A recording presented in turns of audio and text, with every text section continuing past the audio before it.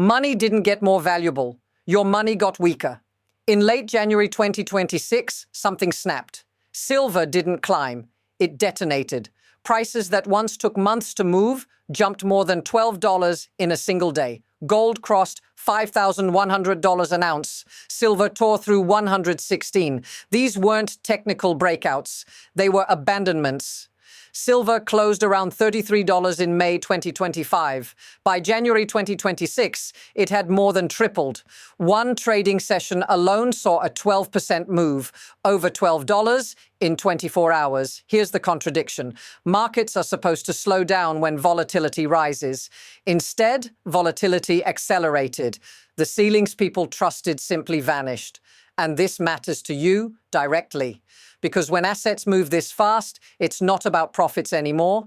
It's about what your paycheck, your savings, your currency can still buy tomorrow. But here's the part nobody is saying out loud. This isn't a bull market. This is the market trying to escape something. And once you see what it's escaping from, the speed of what comes next will make sense. What actually happened looks simple at first, but it isn't. In late January 2026, silver traded above $112 an ounce in Western markets. Gold pushed past 5,100. On the surface, it looks like another commodities rally, another inflation trade, another cycle. But notice what's missing. There was no single announcement, no shock rate cut, no emergency stimulus headline. This move didn't start with a press conference. It started with price action that refused to slow down. Daily moves in silver reached levels that historically took months to unfold. What was once considered an orderly rise turned into wild parabolic swings within 24-hour cycles. This wasn't an isolated spike. It followed a pattern. First, resistance levels failed, then volatility expanded, then prices began moving faster than models could explain. That sequence matters because it shows this wasn't driven by optimism, it was driven by urgency. Here's the reframing question most people aren't asking yet. If silver and gold are moving like this without a visible trigger, what does that say about the system they're being priced against? Now watch how fast this escalates, because the next layer isn't about charts or sentiment. It's about who is actually setting the price. The strong claim is this: the price of silver is no longer being set in the West. While silver traded around $112 an ounce on Western exchanges, the price in Shanghai surged far higher. On the Shanghai Futures Exchange, silver was recorded as high as $130 an ounce, creating a gap of roughly $15 above Western prices. That gap isn't noise, it's pressure. Here's what that means in plain terms. When buyers in one part of the world are willing to pay significantly more for the same physical metal, supply doesn't stay put, it moves. Metal flows toward the highest bid. And when that happens, the lower priced market doesn't stay lower for long. Notice what they didn't deny. There was no claim that inventories were abundant, no statement that supply was comfortable. Instead, Chinese regulators stepped in. The Shanghai Futures Exchange imposed immediate trading restrictions on silver, tightening limit ranges and constraining new positions.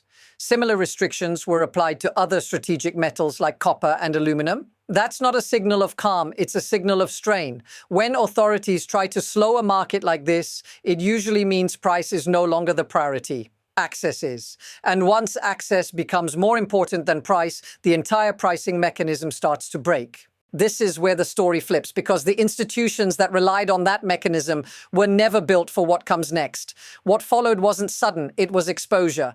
As silver accelerated, the institutions that had treated it as a controllable market started to pull back. This is how escalation looks in real time. Not crashes, not headlines, quiet retreats. Major banks involved in silver distribution began suspending sales of silver products.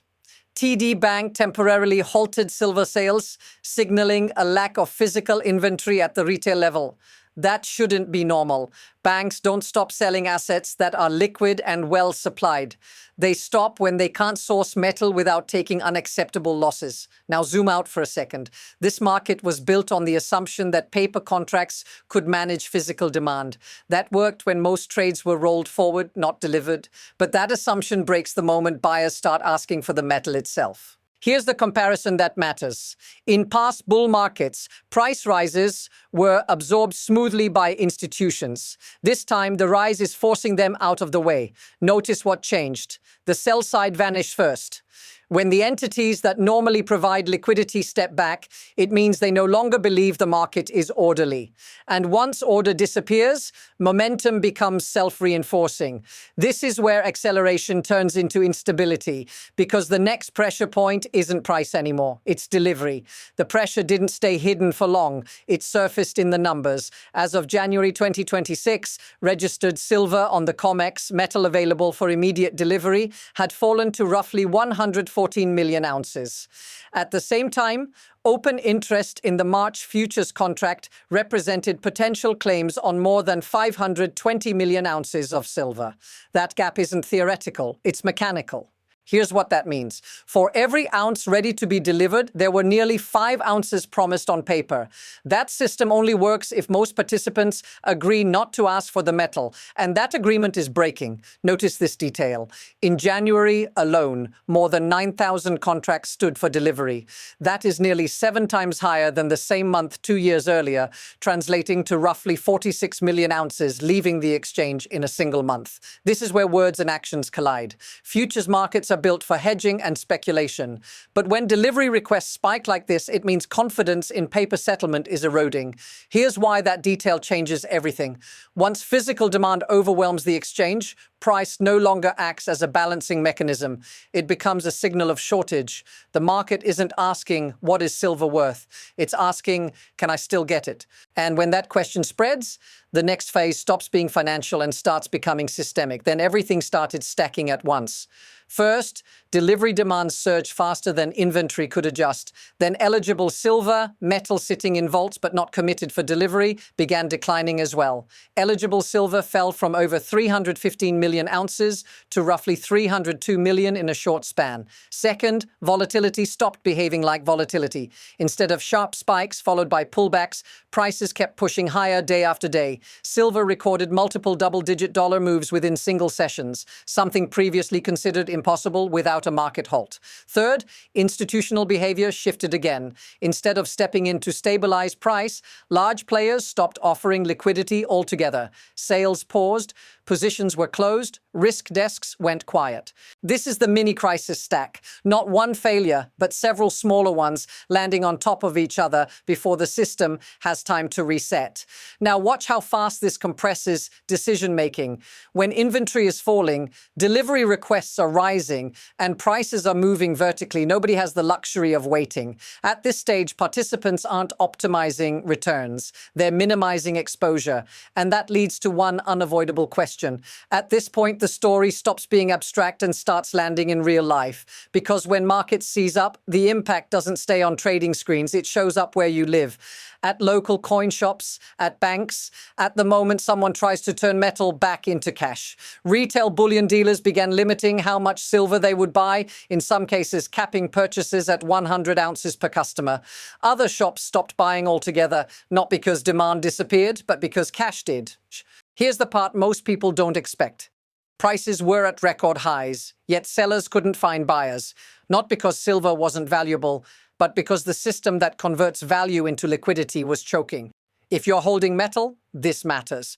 A screen price means nothing if there's no functioning bid, and if you're not holding metal, it still matters. Because this is what happens when financial plumbing breaks under speed. This isn't about ideology, it's about friction, about delays, about being told, not today, when yesterday everything worked. If this feels familiar, say so in the comments. Because once everyday transactions start failing, the problem is no longer theoretical, it's operational, and that's where the real power in this story is hiding.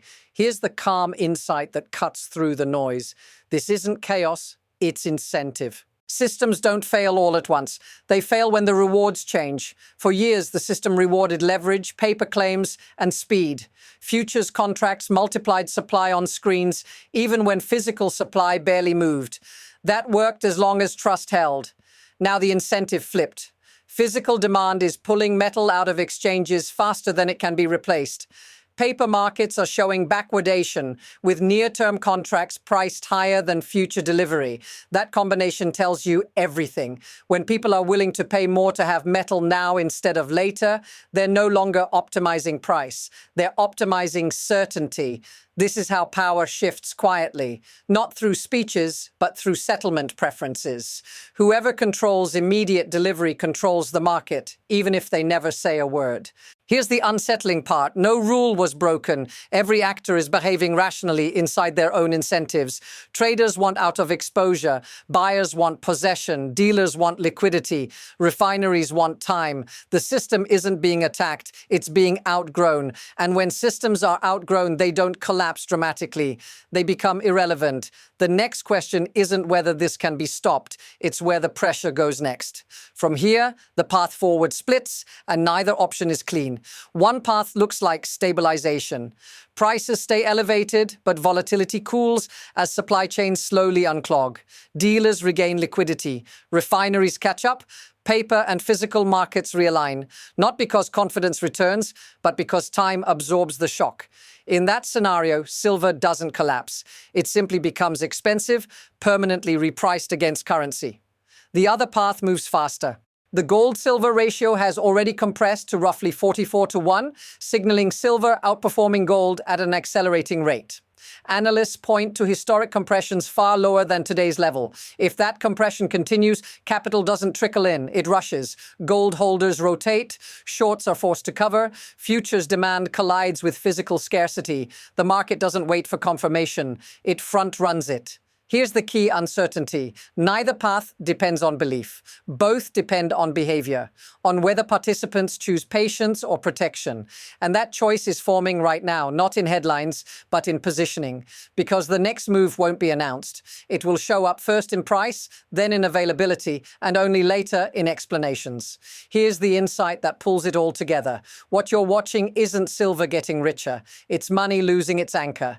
When prices move slowly, currency feels stable.